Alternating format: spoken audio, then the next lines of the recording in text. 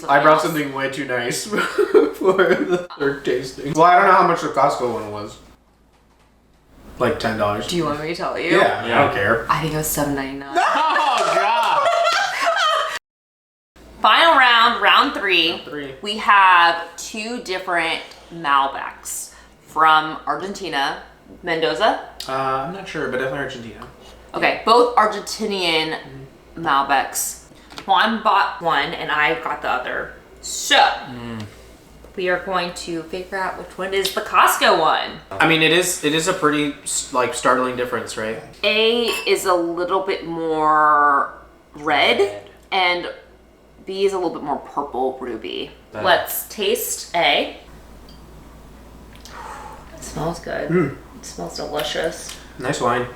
This is not an oak bomb. I mean, it's not a fruit bomb either. I mean, it's like a fairly balanced wine. It's good. It's very balanced. It's good. Guys. It's like pretty contemporary. Like, I would be so happy. I mean, I would be happy drinking this. You describe an oak bomb?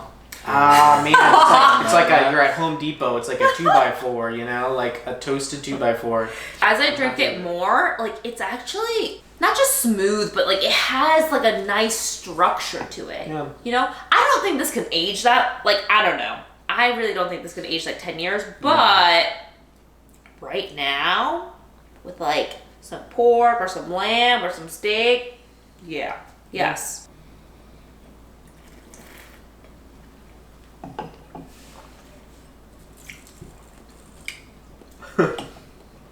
B is much more spicier and much more tannic. Way more tannic. Way more tannic. It's not even close. And tannic is Dry. You feel like your saliva has left your mouth. Has left the chat. They're so different. Yeah. They are They're very different. literally night and day, you guys. I think this is an interesting case where it's really more about intent and like winemaking style. I feel like A is being made to like buy it and drink it now. You know, it's like, it's nice, it's open, fairly fruity, has tannin but not a lot, it's friendly, you don't need food. You could just kind of sip on it. It's nice. B is a monster. It almost has less aroma than A. It's really young and tight, and it wasn't meant to be opened so soon. It's like the intent was you're gonna buy this bottle, you're gonna hold it for a while. The color is gonna go from like the deep violet into like something a little bit more like this. Yeah. The tannin is gonna soften up a little bit. The aromas are gonna come out, but it takes time in the bottle. If I'm a typical wine consumer, I would prefer to drink this. I prefer to drink A right now. Yeah. But I think B is a higher quality wine that's meant to be drank like in 5 years.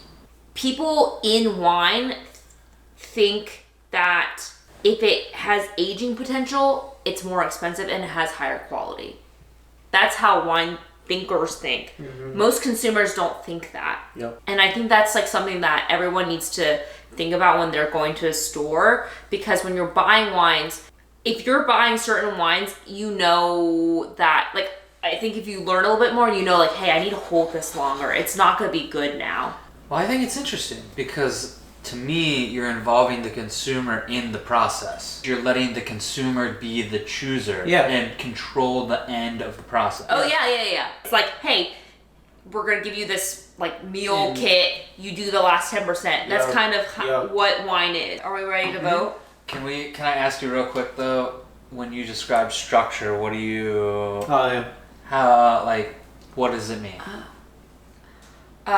So structure is like the boundary of the wine. It's like, right now, it's like the acid and like the tannins. If you wanted like a visual graph, like acidic is like, ugh, and then tannic is like, ugh. So like you want something, like in the middle. Yep. That's like what I think. You probably have a different... When I think of structure, I do think it's a little bit weird. I think it's one of those terms where it's like people in the wine industry use, but it kind of alienates normal people. Oh yeah, they're like, what the heck does that mean? Like, structure. It's like, what do you mean structure? But the way I think about it is, and part of what confuses it, it's different for white wines and for reds. But for reds, it's basically the balance between tannin and acid. Acid, yeah. It's really just talking about that two balance. If it's too tannic but it doesn't have enough acid, or if it's too acidic but it doesn't have enough tannin, then the structure is off.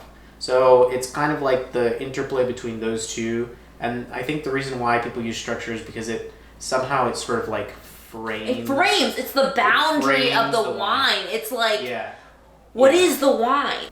Okay, so we're gonna do our vote of which one is the Costco wine. Are you guys ready? Ready. Okay, ready, go. We're all ready. Good. Okay, let's do the reveal. So A is gonna be the one that has the tape underneath it. I thought that was gonna be the case for the rosé, but I was wrong. We did that by color. Tape. Kirkland Malbec.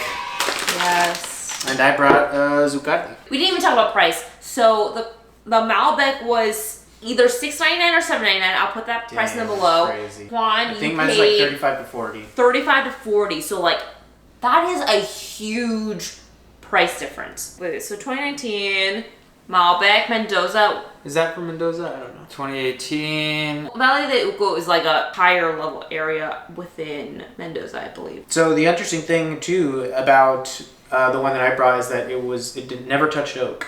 Yeah, I just was reading that. Yeah, so it was aged egg. Yeah, it was aging. It was fermented and aged in concrete egg, which again, it was kind of what I was saying that I did not find a lot of oak in this one. Like, I mean, if it did have some, it would be pretty easy to pick it out. This was in oak for 12 months. Well, but maybe probably not new. But not new. Right. Definitely not Right. new oak. Right. Or we would be able to pick it out. But I mean, to me, it's not. I mean, yeah, I can pick out some oak in the Costco wine, but it's not super obvious. And it's especially true that it's not obvious because we're tasting a wine that didn't see any oak at all, and we don't. And you know, it's not super obvious how much oak influenced the Costco wine. Yeah. I think it was the drinkability part that really was like the key thing that I was like, this is probably Costco. Yeah. Especially since we went through the 2 rounds. Although the rosé was a bust, I don't think that was drinkable. Barely. But like Prosecco, I was like, Not at all. you're just saying that because we're here now, right? No. You actually didn't like it, right? I didn't like either of the rosés. Yeah. I don't think Yeah. rosés are like my jam. No, they're not my Really? either. Especially coming after a super carbonated like Prosecco. You like sparkling wine. Dude, I'm a love bubbles, carbonated too. guy. I love bubbles. But guys, Malbec is really good. Yeah. Highly recommend the Malbec. 2019. Honestly, it's just Kirkland signature. There's really nothing else to it. Yeah. Mendoza, Argentina. Yeah. And yeah, maybe we'll make this a series. We should do mimosas. Like What? Like which sparkling wine will make the like better see if we mimosa? can tell when we add the same amount of orange juice to each, which is the better one. Yes. Or if it's no. Oh Yes. my gosh. Let us know what you guys agree. want to see. This is extremely practical. All right. Thanks for tuning in. This was super fun, and we'll see you guys later. Cheers. Cheers. Cheers.